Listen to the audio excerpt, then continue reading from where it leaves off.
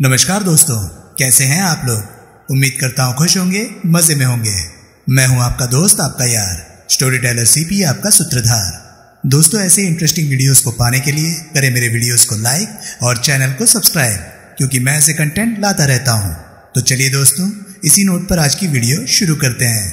आज की वीडियो में मैं आपको सुनाने वाला हूँ लाश की हत्या नॉवल का 7वां पार्ट। इसके बाकी के 6 पार्ट्स आप ऑलरेडी सुन चुके होंगे, और अगर आपने नहीं सुने तो उनके लिंक्स आपको ऊपर आई बटन से मिल जाएंगे। तो चलिए दोस्तों, ज्यादा देरी ना करते हुए शुरू करते हैं लाश की हत्या नॉवल का 7वां पार्ट। मुझे कोस रहे हो? नहीं, शाबाशी दे रहा हूं, विजय कुमार खींचता सा बोला। तुम्हें तो खुशी होना चाहिए। डीआईजी समेत पूरे पुलिस विभाग पर तुम्हारी सूझबूझ का सिक्का जम जाएगा। सवाल सिक्का जमाने का नहीं, हत्यारे को पकड़ने का है। तुम्हारी पकड़ का दायरा सिर्फ 5 सस्पेक्ट और पौने घंटे के वक्त तक सीमित है। किसी मर्डर केस में इससे ज्यादा और किस आसानी की अपेक्षा करते हो? सुधीर मुस्कुराया। अच्छा, मैं चलता हूं। जाओ, लेकिन इस दफा कोई नया आइडिया लेकर मत लौट आना। अच्छा। सुधीर स्टडी से निकला। बाहर खड़े राम सिंह ने दांत पीसते हुए उसे घूरा, लेकिन सुधीर मुस्कुराता हुआ उसकी बगल से गुजर गया। नीचे हॉल में बलराज मेहता और नीना मेहता उसी तरह सोफे पर बैठे थे। सुधीर ने नोट किया, दोनों पर विस्की का नशा हावी था। इसके बावजूद बलराज मेहता के चेहरे पर बेहद बेसब्री के भाव भी साफ पड़े जा रहे थे। नीना मेहता शुद्ध नजर आ रही थी। सुधीर प्रवेश द्वार की ओर बढ़ा। रास्ते में जगमोहन खड़ा था, चिंतित और परेशान सा। सेक्रेटरी साहब, सुधीर अपने कोट की जेबों में हाथ घुसेड़ता हुआ बोला। खड़े क्यों हो? आराम से बैठो। मिस्टर सुधीर रंजन, मैं जानना चाहता हूँ, जगमोहन बोला। इंस्पेक्टर की देवराज मेहता के पेपर नाइफ में क्या दिलचस्पी है? उसकी मौत तो रिवॉल्वर की गोली लगने से हुई थी ना। अगर पेपर नाइफ गायब भी है तो क्या फर्क पड़ता है? उसके गायब होने की दर्जनों माकूल वजह हो सकती है। ये इंस्पेक्टर है ही सन की किस्म का, सुधीर ने जवाब दिया। हम सबको यहीं रुके रहने का आदेश देना भी क्या इसकी सनक का ही नतीजा है? यकीनन। फिर भी मेरी सलाह है कि उसके इस आदेश का पालन करना ही तुम सबके लिए बेहतर होगा। जगमोहन का परेशान चेहरा और परेशान नजर आने लगा। सुधीर प्रवेश द्वार खोलकर बाहर निकला और अपनी ब्यूक की तरफ बढ़ गया। वो वापस अपने फ्लैट पर पहुंचा। उस वक्त 3:15 बजे थे। सपना जाग रही थी। क्या बात है? सुधीर सोफा चेयर में पसरता हुआ बोला। आज सचमुच जागरण करने का इरादा है? ऐसा ही लगता है, सपना कंबल लपेटकर बैठती हुई बोली। आपकी 1 लाख वाली आसामी का 2 बार फोन आया था। जयंतनाथ का? हाँ, उस बेचारे का काम ही नहीं हुआ। क्या कह रहा था? फौरन फोन करने के लिए कहा था। करोगे? हाँ। सपना ने टेलीफोन उपकरण उठाकर सेंटर टेबल पर रख लिया और एक नंबर डायल करने लगी। अकबर होटल से संपर्क स्थापित करने के बाद सपना ने ऑपरेटर से कमरा नंबर 147 मांगा और रिसीवर सुधीर को थमा दिया।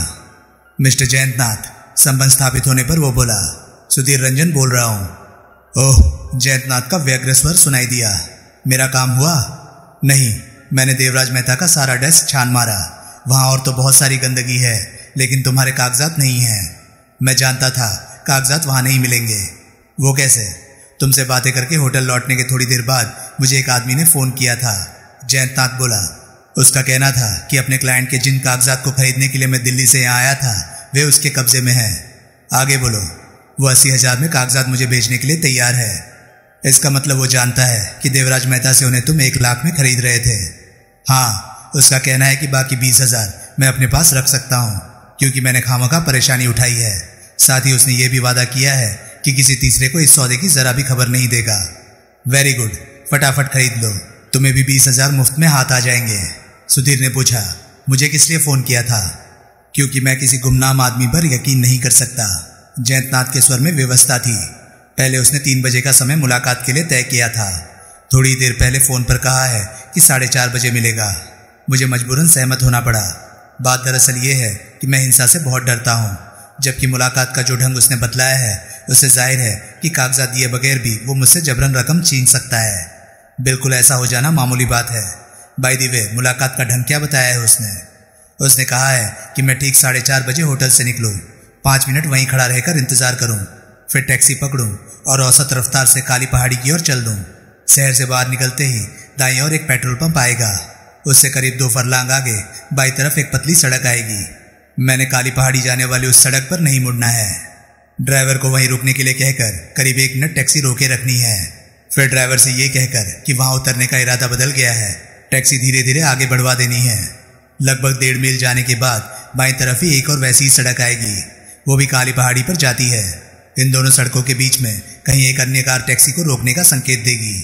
मैंने टैक्सी रुकवा लेनी है। दूसरी कार में वो आदमी कागजात सहित मुझे मिलेगा। सुधीर ने तमाम हिदायतें मनी मन दोहराई। बस, उसने पूछा, मेरी मदद की जरूरत है? ऑफ कोर्स, लेकिन तुम मदद करोगे कैसे? रकम और कागजात के तबादले के वक्त तुम्हारे पास मौजूद रहकर। कैसे? तुम वहां पहुंचोगे कैसे? ये सब मुझ पर छोड़ दो। अगर तुम सचिंद्र सहाय रस्तोगी संबंधित कागजात हासिल करना चाहते हो तो उस गुमनाम आदमी की हिदायतों का पूरा पूरा अमल करो, सुधीर ने कहा। साथ ही मेरी हिदायतों पर भी। तुम्हारी हिदायतें? हाँ सुनो, अपनी टैक्सी में बैठने के बाद बाहर झांककर मुझे देखने की कतई कोशिश मत करना। मैं तुम्हारा पीछा नहीं करूंगा। तुम्हें अपने ड्राइवर को वही बातें समझानी है जो गुमनाम फोन करता तुम्हें समझा चुका है। डरना बिल्कुल मत। तुम्हारी सुरक्षा का पूरा इंतजाम रहेगा और मैं ऐन वक्त पर हाजिर हो जाऊंगा। ठीक है, मुझे पूरी रकम साथ ले जानी चाहिए या सिर्फ उतनी ही? पूरी, 2 लिफाफों में अलग अलग, क्योंकि 20,000 रुपये तुमने मेरी उजरत भी देनी है। मैं जानता था तुम वही कहोगे, लेकिन कोई बात नहीं, मेरे लिए इतना ही काफ़ी है कि इस बखेड़े को निपटा कर सकुशल दिल्ली लौट जाऊं। इंस्पेक्टर विजय कुमार तुमसे दोबारा मिल चुका है? अचानक सुधीर ने पूछा। नहीं तो क्यों? इसलिए कि अब हालात बदल चुके हैं। वो तुमसे और भी पूछताछ करना चाहता है। अगर तुम 4:30 बजे होटल से बाहर जाना चाहते हो तो फौरन अपने कमरे से गोल हो जाओ। लेकिन मैं इस वक्त जाऊंगा कहाँ? बताता हूँ, तुम्हारे होटल की कॉफ़ी बार तमाम रात खुली रहती है। वहीं किसी केबिन में जा बैठो। अगर 4:30 बजे से पहले कोई भी तुम्हें बुलाने आए तो उसकी तरफ कतई ध्यान मत देना। और सुनो, बाद में अगर इंस्पेक्टर विजय कुमार तुमसे मिलता है तो तुमने हरगिज भी उसे नहीं बताना है कि कमरे से बाहर रहने की सलाह मैंने तुम्हें दी थी। सुधीर ने संबंध विच्छेद कर दिया। वो सोचने की कोशिश करने लगा, सचिंद्र सहाय रस्तोगी के कागजात किसके कब्जे में हो सकते थे और वे उस तक पहुंचे कैसे? 4:25 हुए थे। अकबर होटल की कॉफी बार के एक केबिन में बैठा वकील जयंतनाथ मनी मन उस मनोज घड़ी को कोस रहा था जब उसने दिल्ली में अपने क्लाइंट सचिंद्र सहाय रस्तोगी से वादा किया था कि देवराज मेहता से उसके कागजात ला देगा। उसने अपनी रिस्ट वॉच पर निगाह डाली। 4:28 हो गए थे। वो अनिच्छापूर्वक उठा, केबिन से निकलकर काउंटर पर पहुंचा। 1 घंटे दौरान अपनी व्याकुलता पर काबू पाने की नीयत से वो 5 बार कॉफी पी चुका था। उसने बिल चुकाया और शंकित मन से लॉबी में आ गया। जयंतनाथ होटल से बाहर गया। उस वक्त उसकी घड़ी पूरे 4:30 बजा रही थी। वो मेन गेट से थोड़ा हटकर सड़क पर खड़ा हो गया।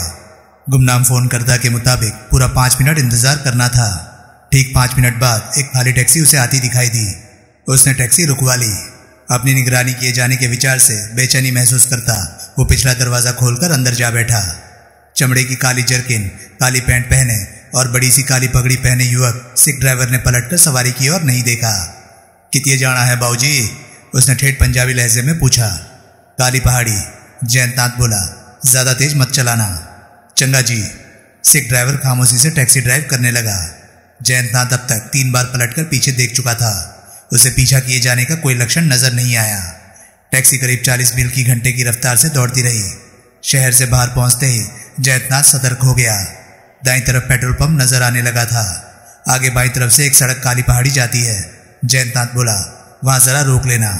टैक्सी सुनसान सड़क पर भागती रही। करीब 2 फरलांग जाने के बाद ड्राइवर ने स्पीड कम की और ठीक उस जगह ले जाकर रोक दी जहां से बाईं तरफ एक पतली सड़क जा रही थी। जयंतनाथ ने पीछे निगाहें दौड़ाई, लेकिन सड़क पर कोई वाहन आता दिखाई नहीं दिया। ड्राइवर, अंदाजन 1 मिनट बाद वो बोला, अब धीमी रफ्तार से चलो। वो धीमी स्पीड से टैक्सी ड्राइव करने लगा। हालांकि भोर होने के चिन्ह नजर आ रहे थे, लेकिन वातावरण में अभी काफी अंधेरा था। जयंतनाथ टकटकी लगाए पीछे देख रहा था। अचानक उसे एक कार की हेडलाइट की रोशनी दिखाई दी। कार की स्पीड टैक्सी के मुकाबले ज्यादा थी। वो निश्चित रूप से ब्लैकमेलर की कार थी।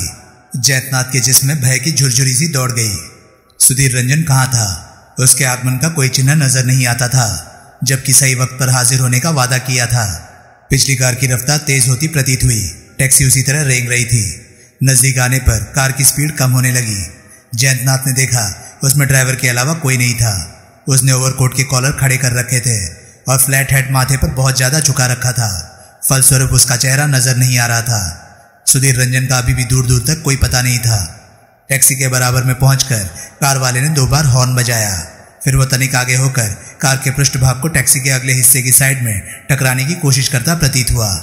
जयंतनाथ आगे झुक गया। डरो मत ड्राइवर, वो जल्दी से बोला, ये मेरा एक दोस्त है। बातें करना चाहता है, टैक्सी रोक दो। सिख ड्राइवर ने टैक्सी रोक दी। कार भी तुरंत टैक्सी के एकदम आगे तिरछी होकर रुक गई। वो कत्थई रंग की पुरानी एम्बेसडर कार थी। अगले क्षण ड्राइविंग सीट का दरवाजा खुला।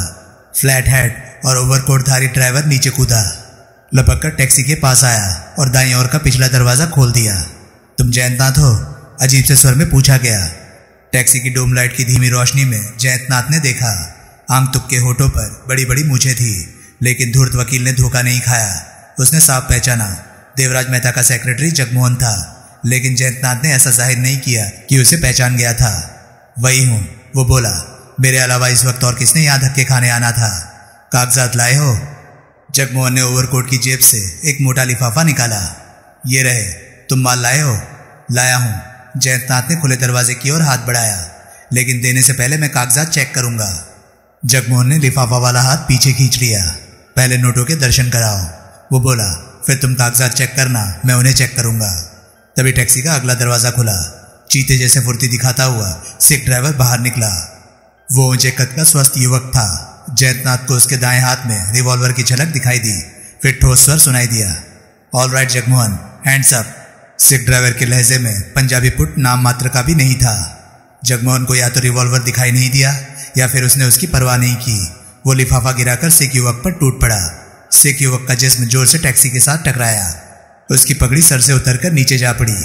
पगड़ी विहीन उसके सर पर छोटे छोटे बाल देखकर जयंतनाथ चकराया। सिख युवक ने ताबड़तोड़ घुसे बरसाते जगमोहन के पेट में घुटना दे मारा। जगमोहन लड़खड़ाता सा पीछे हटा। उसका चेहरा पीड़ा से विकृत था। तभी रिवॉल्वर के दस्ते का वार उसकी कनपट्टी पर हुआ। जगमोहन का जिस्म हवा में लहराया। तत्क्षण बाएं हाथ का घूसा उसकी नाक पर पड़ा। वो संज्ञा शून्य होकर सड़क पर जा गिरा। सिख युवक ने नीचे पड़ा मोटा लिफाफा उठाया और एक ही झटके में अपने चेहरे से दाढ़ी मूछ नोच कर जेब में ठूस ली। सहमा सा बैठा जयंतनाथ हैरानगी भरे स्वर में चिल्लाया, तुम सुधीर रंजन? जी हाँ, बंदा वही है वकील साहब। अब तक सिख ड्राइवर बना सुधीर रंजन बोला। इससे पहले कि जगमोहन होश में आए या कोई आदम के, नोटों के दोनों लिफाफे मेरे हवाले कर दो। हाथ में पकड़ा लिफाफा उसके ऊपर फेंक दिया। अपने कागजात चेक कर लो, जल्दी करो। चकित और घबराया सा बैठा जयंतनाथ पल भर के लिए हिचकिचाया। फिर अपने ओवरकोट की जेबों से दोनों लिफाफे निकालकर सुधीर को थमा दिए। सीट पर पड़ा कागजात का लिफाफा उठा लिया। सुधीर ने फटाफट नोट चेक किए। दोनों लिफाफे अपनी जर्किन में डालकर पुनः जिप ऊपर तक बंद कर ली। फिर वो बेहोश जगमोहन के ऊपर झुककर उसकी तलाशी लेने लगा। उसकी जेबों में कोई हथियार नहीं था। रोजमर्रा के इस्तेमाल की सामान्य चीजों के अलावा उसके पर्स में एक चाबी सुधीर को मिली। चाबी का पर्स में होना इस बात का सूचक था कि वो महत्वपूर्ण थी, जबकि देखने में वो दरवाजे की मामूली चाबी नजर आती थी। सुधीर कुछ देर खड़ा उसे विचारपूर्वक हाथ में उलटता पुलटता रहा। फिर हेडलाइट की रोशनी में आ गया। चाबी के पिछले वृत्ताकार भाग पर बीचों बीच 17 का अंक खुदा हुआ था। उसके इर्द गिर्द खुदाई के अक्षरों में लिखा था, friends guest house, Rajnagar. Friends guest house Ashok road पर था। वहां घंटों के हिसाब से कमरे किराए पर मिलते थे। सभी कमरे आधुनिक ढंग से सुसज्जित थे। वहां जाने वाले सिर्फ वही युवक युवतियां थे जिन्हें 2-4 घंटे के लिए पूर्णतः एकांत की जरूरत होती थी और जिनके आपस में पति पत्नी का रिश्ता नहीं होता था। बगैर किसी पूछताछ के एडवांस किराया देने पर वहां कमरा आसानी से मिल जाता था, बशर्ते कि कमरा खाली हो और जरूरतमंद युवक अथवा युवती अकेला या अकेली ना हो। इन सब बातों की जानकारी तो सुधीर को थी, लेकिन गेस्ट हाउस के कमरे की चाबी के जगमोहन की जेब में पाए जाने की माकूल वजह उसे नहीं सूझ सकी। अलबत्ता यह निश्चित था कि वो कमरा अभी इसी के कब्जे में था, वरना चाबी इसकी जेब में नहीं होती थी। सुधीर ने चाबी अपनी जेब में डाल ली। वो पुनः जगमोहन की ओर आकर्षित हुआ। उसकी नब्ज लगभग सामान्य थी और सांसें भी चल रही थी। वो सिर्फ बेहोश था। सुधीर ने उसकी टाई खोली। जगमोहन को उलटकर उसने दोनों हाथ पीठ के पीछे निर्दयतापूर्वक बांध दिए। सुधीर टैक्सी के पास पहुंचा। जयंतनाथ ने कागजात चेक करने के बाद वापस लिफाफे में रख दिए थे। सब ठीक है? सुधीर ने पूछा। हाँ। टाई लगाते हो वकील साहब? हाँ। क्यों? मुझे चाहिए, जल्दी दो, इस फिल्म स्टार का इंतजाम करना है। जयंतनाथ ने टाई खोलकर दे दी। अब ये बताओ, कार दौड़ा लेते हो? मेरा मतलब है कार ड्राइविंग आती है? आती है तो फटाफट नीचे उतरो और उस कार में जा बैठो। सुधीर वापस जगमोहन के पास पहुंचा। आश्चर्य व असमंजस में पड़ा जयंतनाथ टैक्सी से उतरकर जगमोहन की कार की ड्राइविंग सीट पर जा बैठा। सुधीर ने जगमोहन के दोनों टखने भी आपस में मिलाकर बांधे। फिर उसे घसीटकर टैक्सी की पिछली सीट पर डाला। उसका हेड भी सड़क से उठाकर उसके पास पटका और पिछले दोनों दरवाजे लॉक कर दिए। इस काम से फारिग होकर वो जयंतनाथ के पास पहुंचा। मेरे लायक कोई और सेवा वकील साहब? उसने पूछा। अगर इस मामले को किसी प्रकार दबा सको तो बड़ी मेहरबानी होगी। जयंतनाथ हिचकिचाता सा बोला। मैं वादा करता हूं कि इस काम की अपने क्लाइंट से तगड़ी फीस दिला दूंगा। तुम पहले ही मुझे तगड़ी फीस दे चुके हो, सुधीर बोला। अगर इस मामले को खामोशी से रख सका तो उसी को दूसरी फीस भी समझ लूंगा। हालांकि बदकिस्मती से ये कांड जगमोहन के खिलाफ हत्या के आरोप में ठोस प्रमाण साबित हो सकता है और तुम्हें इसके मुख्य गवाह बनना पड़ सकता है। हत्या? मैं समझा नहीं। मेरे ख्याल से वो केस तो निबट गया था। मैंने तुम्हें बताया नहीं था कि हालात बदल चुके हैं? जयंतनाथ ने बेचैनी से पहलू बदला। अब तुम गौर से मेरी बात सुनो, सुधीर बोला। यहां से इस कार द्वारा अपने होटल पहुंचो, लेकिन एकदम सीधे नहीं। रास्ते में किसी ऐसी जगह रुकना जहां से डाक टिकटें हासिल करके कागजात के इस लिफाफे को डाक द्वारा दिल्ली अपने पते पर भेजने का इंतजाम कर सको। लेकिन इस वक्त डाक टिकटें कहाँ मिलेंगी? तुम कैसे वकील हो जो इतना मामूली काम भी नहीं कर सकते? जनरल पोस्ट ऑफिस तुम्हारे होटल के रास्ते में पड़ता है। वहां डाक टिकटों वाला काउंटर 24 घंटे खुला रहता है। सुधीर उसे घूरता हुआ बोला। लिफाफा लेटर बॉक्स में छोड़ने के बाद अपने होटल पहुंचना, लेकिन इस कार को होटल से एक आध फरलांग पहले ही छोड़ देना। होटल में या तो पुलिस तुम्हारा इंतजार कर रही होगी या फिर जल्दी ही आ पहुंचेगी। पुलिस तुमसे देवराज मेहता के घर में ठहरने की तुम्हारी अवधि के बारे में पूछताछ करेगी, लेकिन जहां तक मुझे उम्मीद है इस कांड की ओर संकेत करने वाली कोई जानकारी उनके पास नहीं होगी। इसलिए इस बारे में तुमसे कोई सवाल शायद नहीं किया जाएगा। फिर पूछताछ के दौरान तुम सतर्क रहना और ऐसी कोई बात मुंह से मत निकाल बैठना कि उनका ध्यान इस तरफ आकर्षित हो। होटल के कमरे से गायब रहने का कोई ऐसा खूबसूरत बहाना लगाना जिस पर एकाएक अविश्वास न किया जा सके। इस बीच अगर मैं देवराज मेहता की हत्या का बखेड़ा निपटा सका तो तय है कि ब्लैकमेलिंग का ये झमेला रोशनी में नहीं आ सकेगा। समझ गए? जयंतनाथ ने सहमति सूचक सर हिला दिया। अब तुम इस खटारे को लेकर फौरन यहां से दफा हो जाओ, सुधीर ने कहा। जयंतनाथ ने इंजन स्टार्ट करके कार थोड़ी पीछे हटाकर सड़क पर घुमाई और शहर की तरफ दौड़ा दी। सुधीर टैक्सी की ओर बढ़ा, नीचे पड़ी पगड़ी उठाकर डिक्की में रखी और ड्राइविंग सीट पर बैठ गया। इंजन स्टार्ट करते समय उसने पिछली सीट पर निगाह डाली। जगमोहन होश में आता प्रतीत हो रहा था। सुधीर ने टैक्सी को यू टर्न दिया और वापस शहर की ओर दौड़ाने लगा। पिछली सीट पर पड़ा जगमोहन कर रहा। उसके जिस्म में हरकत हुई। फिर उसने पलकें झपकाई और उठकर बैठने की असफल कोशिश की। क्या बात है? वो घबराहट भरे स्वर में चिल्लाता सा बोला। मेरे हाथ पैर क्यों बांधे हैं? कौन हो तुम? मुझे कहाँ ले जा रहे हो? जहन्नुम में, सुधीर बोला। इस बार जगमोहन कोशिश करके बैठने में कामयाब हो गया। उसने आगे झुककर ड्राइवर को घूरा। तुम सुधीर रंजन, प्राइवेट जासूस? वो बौखलाता हुआ बोला। हे भगवान, टैक्सी तुम चला रहे थे? जी हाँ, आप सही फरमा रहे हैं सेक्रेटरी साहब, सुधीर पूर्वक टैक्सी दौड़ाता हुआ बोला। बेहतर होगा कि इसी तरह अपनी याददाश्त को ताजा करते रहो। जल्दी ही तुमने अपना रिकॉर्ड चालू करना है। टैक्सी शहर में दाखिल हो चुकी थी। सुधीर ने स्पीड कम कर दी। ओह मेरा सर, जगमोहन कर रहा। दर्द से फटा जा रहा है। मेरे सर पर किस चीज से वार किया था तुमने? पहले रिवॉल्वर के दस्ते से, फिर बाएं हाथ के मुक्के से। लेकिन मेरे पेट में भी दुखन है। वो मेरे घुटने की शरारत थी। और मेरे हाथ पैर क्यों बांधे हैं? ताकि तुम कार से छलांग न लगा दो। तुम्हें उछल कूद का शौक है ना? सुधीर ने कार उस सड़क पर मोड़ दी जो आगे आकर उस सड़क से मिलती थी जिस पर गेस्ट हाउस था। मुझे ले कहाँ जा रहे हो? जगमोहन ने मिमियाकर पूछा। Friends guest house. जगमोहन यूं उछला मानो उसे बिच्छू ने डंक मार दिया था। क्या?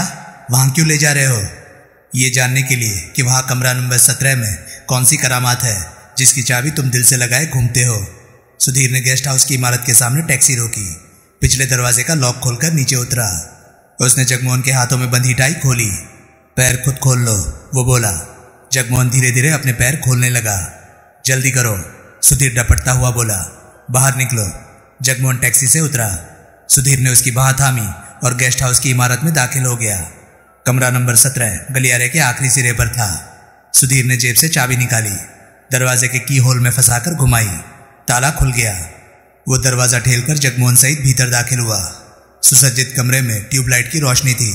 बाईं दीवार के पास डबल बेड पर गर्दन तक रजाई ताने पीठ के बल एक औरत पड़ी थी। उसकी आंखें बंद थी और चेहरा पीला पड़ा हुआ था। सुधीर ने उसे फौरन पहचान लिया। वो प्रतिमा दुग्गल थी। सुधीर ने अपनी बगल में खड़े जगमोहन की गुद्दी पर ऐसा हाथ जमाया कि वो सामने वाली दीवार से जा टकराया। फिर दरवाजा बंद करके उसने सिटकनी चढ़ा दी। 2 ही डगों में पलंग के पास जा पहुंचा। प्रतिमा का सांसों के साथ उठता गिरता वृक्ष स्थल देखकर उसने थोड़ी राहत महसूस की। वो जिंदा थी। सुधीर ने रजाई से उसका हाथ बाहर खींचा। कलाई गर्म थी और नब्ज ठीक चल रही थी। वो गहरी नींद में सोई पड़ी प्रतीत हो रही थी, मानो कोई नशा पिए हुए थी। अचानक उसके होठ खुले, हल्की कराहट कंठ से निकली, पल भर के लिए पलक भी झपकाई। सुधीर आश्वस्त भाव से पीछे हटा। जगमोहन दीवार के साथ खड़ा गहरी गहरी सांसें ले रहा था। सुधीर उसके सामने जा खड़ा हुआ। ये इतनी गहरी नींद क्यों सो रही है? उसने पूछा। क्या खिलाया था इसे तुमने? नींद की 2 गोलियां, जगमोहन व्यवस्थापूर्वक बोला।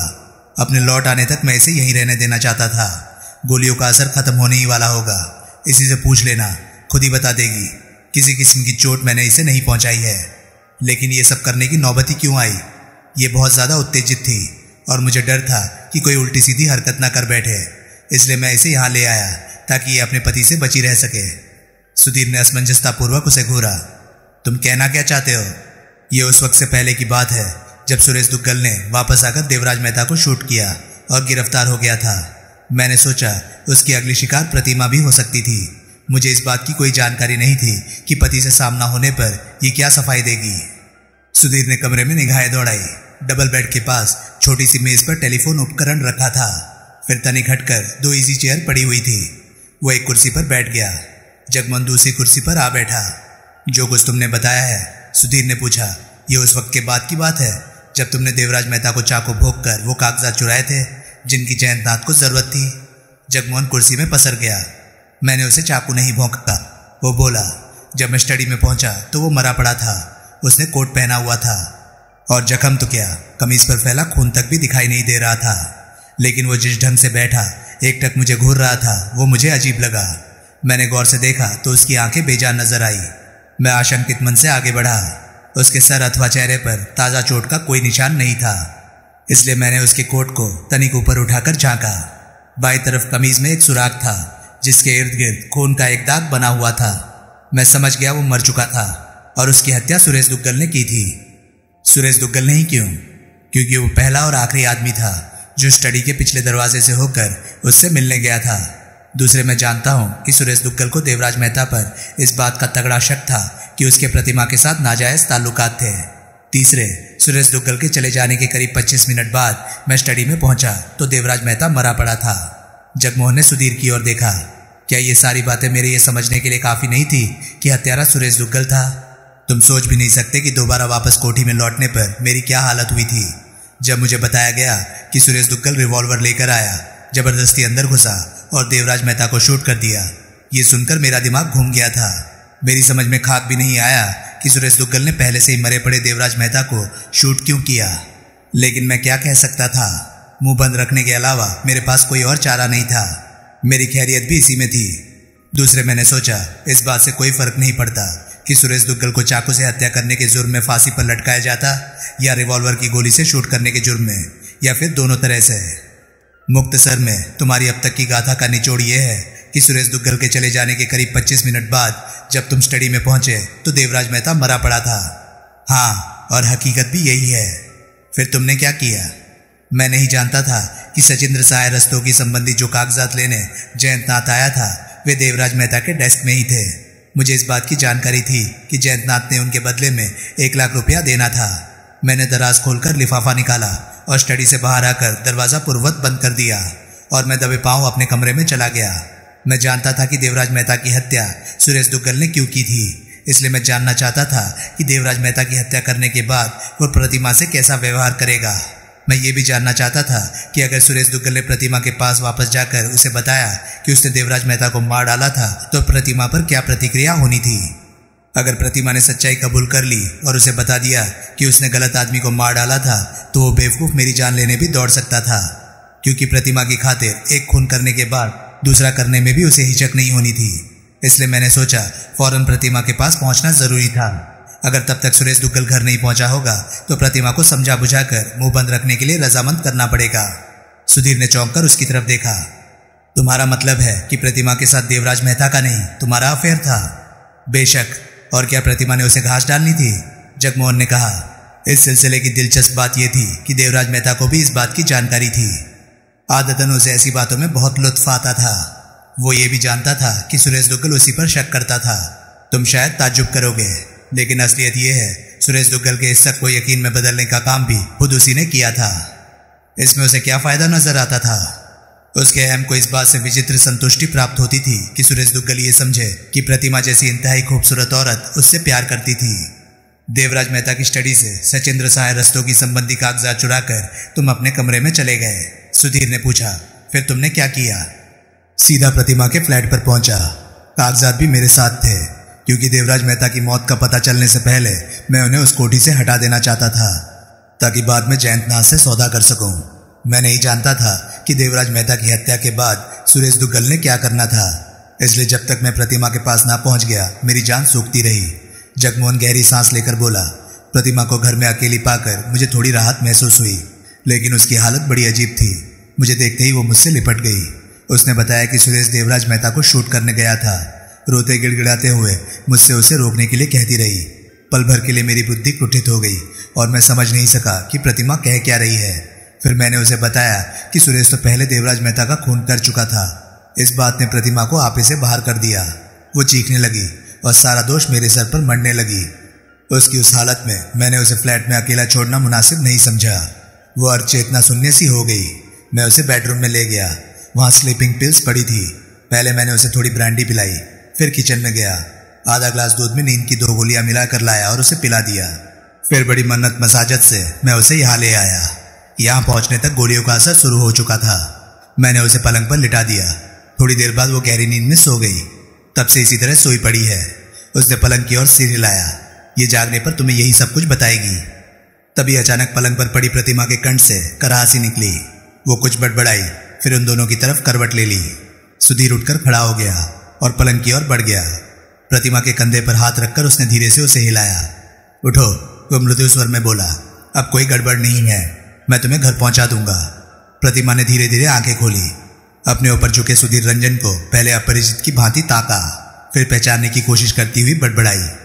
तुम प्राइवेट डिटेक्टिव सुरेश? सुरेश कहाँ है? अचानक वो उठकर बैठ गई और पलके चपकाते हुए जगमोहन की ओर देखा, जो हिचकिचाता सा पलंग की ओर बढ़ रहा था। जगमोहन ने कहा था कि उसने देवराज मेहता का खून कर दिया। फिर वो चिल्लाई, क्या सुरेश खूनी है? क्या उसने सचमुच खून कर दिया है? मिसेस दुग्गल, सुधीर बोला, इस वक्त तुम्हारा पति देवराज मेहता को शूट करके मार डालने के आरोप में हवालात में बंद है, लेकिन मेरा ख्याल है जल्दी ही आरोप गलत साबित हो जाएंगे। थोड़ी देर और आराम से लेटो, फिर मैं तुम्हें घर पहुंचा दूंगा। सुधीर जगमोहन की ओर पलटा। ये फोन इंटरनल है? उसने टेलीफोन की ओर संकेत करके पूछा। हाँ, जगमोहन बोला। आउटलाइन ली जा सकती है? हाँ, ऑपरेटर से आउटलाइन मांगो। जगमोहन ने ऑपरेटर से आउटलाइन देने के लिए कहकर रिसीवर क्रैडल पर रख दिया। अब तुम चुपचाप कुर्सी पर बैठो, सुधीर कठोर स्वर में बोला, और तुम्हारी खैरियत इसी में है कि कोई गलत हरकत करने की कोशिश भी मत करना। जगमोहन असहाय भाव से कुर्सी पर पसर गया। टेलीफोन की घंटी बजते ही सुधीर ने रिसीवर उठा लिया। उसने पुलिस हेडक्वार्टर का नंबर डायल किया। क्राइम ब्रांच से संबंध स्थापित होने पर पता चला इंस्पेक्टर विजय कुमार वहां नहीं था। फोन अटेंड करने वाला सब इंस्पेक्टर चौहान था। वो भी सुधीर का खासा परिचित था। अपना परिचय देने के बाद सुधीर ने उसे बताया कि देवराज मेहता की हत्या का एक मर्डर सस्पेक्ट उसके पास था, जिसे वो पुलिस को सौंपना चाहता था। सुधीर ने गेस्ट हाउस का पता बता दिया। चौहान ने कह दिया वो फौरन किसी को भेज रहा था। इंस्पेक्टर विजय कुमार कहाँ गया है? सुधीर यूं ही पूछ बैठा। देवराज मेहता के घर, चौहान ने जवाब दिया। रात 2:45 बजे के बाद से अभी तक नहीं लौटा? उसने उत्सुकतावश पूछा। या दोबारा गया है? करीब 1.5 घंटा पहले वहां बलराज मेहता नामक एक आदमी सीढ़ियों से गिरकर मर गया था, उसी के सिलसिले में गए हैं। यहाँ किसी के भेजने के बाद विजय कुमार को सूचित कर देना। वो बोला कि मिसेस प्रतिमा दुग्गल भी मेरे पास है, मैं उसे घर पहुंचाने जाने वाला हूँ। सुधीर ने रिसीवर रख दिया और पुलिस आगमन का इंतजार करने लगा। स्टीयरिंग व्हील पर हाथ जमाए बैठा सुधीर किसी योगी की भांति विचार मग्न था। बगल में बैठी प्रतिमा दुग्गल बेहद चिंतित और खामोश थी। बलराज मेहता की मौत ने सुधीर को बहुत कुछ सोचने पर मजबूर कर दिया था। उसका मन बार बार चीख चीख कर कह रहा था बलराज मेहता अपनी स्वाभाविक मौत नहीं मरा था। प्रतिमा दुग्गल को घर पहुंचाने के बाद वो तसल्ली से इस सारे मामले पर शुरू से विचार करना चाहता था। जगमोहन को गेस्ट हाउस में पुलिस के हवाले करते समय उसने स्पष्ट चेतावनी दी थी, अगर वो खुद को बेगुनाह साबित करना चाहता था तो अच्छी तरह सोचकर याद करने की कोशिश करे। कोई ऐसी बात तो नहीं जो उसने हत्या के बाद देवराज मेहता की स्टडी में नोट की थी और जिसे मामूली समझकर नजरअंदाज कर गया था और जो सिरे से ही बतानी याद नहीं रही थी। सुनो, अचानक प्रतिमा दुग्गल ने टोका, तुमने सच कहा था कि सुरेश पर लगा खून का इल्जाम गलत साबित हो जाएगा? हाँ, सुधीर बोला, कम से कम अब तक तो मेरा यही ख्याल है। प्रतिमा दुग्गल ने गहरी सांस ली। तो दोस्तों, ये था लाश की हत्या नॉवल का पार्ट 7। ये पार्ट आपको कैसा लगा प्लीज कमेंट सेक्शन में अपनी राय मुझे जरूर बताएं। वैसे एक बात कहूँ, प्रकाश भारती जी के नॉवल पढ़ने के बाद ऐसा लग रहा है कि मैं सुरेंद्र मोहन पाठक जी के ही नॉवल पढ़ रहा हूँ। सेम टाइप का कॉन्सेप्ट, सेम टाइप का स्टोरी लाइन, पर मजा आ रहा है। शायद आप लोगों को भी आ रहा हो। अगर प्रकाश भारती जी के और नॉवल भी आप सुनना चाहते हैं तो प्लीज उसके बारे में भी मुझे कमेंट में जरूर बताएं।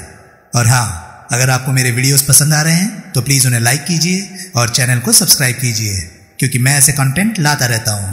तो चलिए दोस्तों, मैं मिलता हूँ अब आपसे अगली वीडियो में। तब तक के लिए नमस्कार, गुड बाय। सेफ रहिए, खुश रहिए, मजे करिए।